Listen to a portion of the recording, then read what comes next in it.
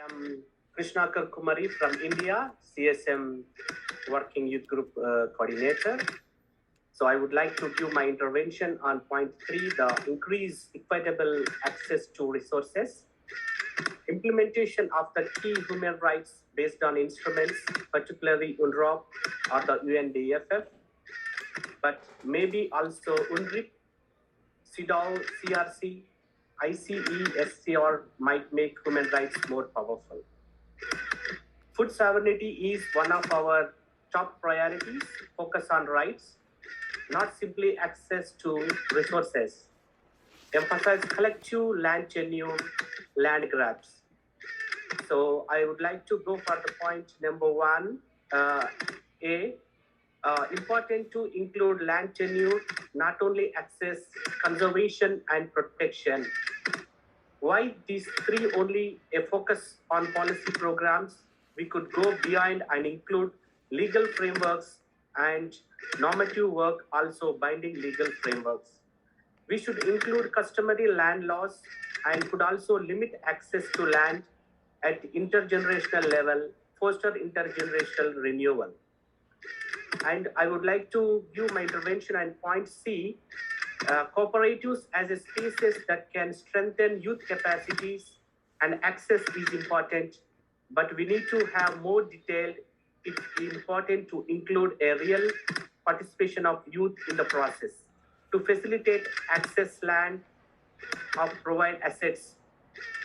And point E, entrepreneurship in agriculture and food systems in both individual and collective enterprises. This should speak also about financing agroecology and reducing the cost of loans in rural areas.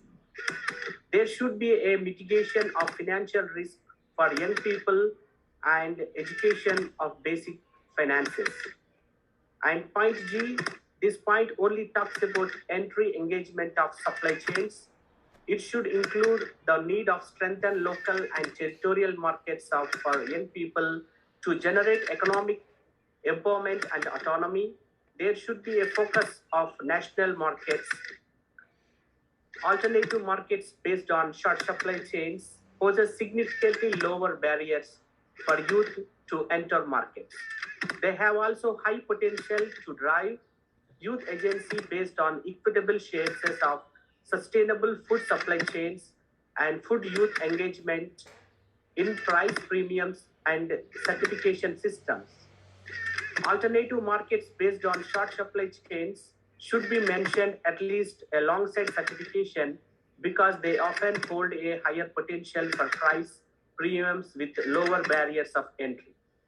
This is a particularly significant of youth since youth are often the ones engaged in the process and product development in local value chains when they don't have access to land and engage in agriculture directly, particularly guarantee system. And I would like to go for the point number H, public procurement programs.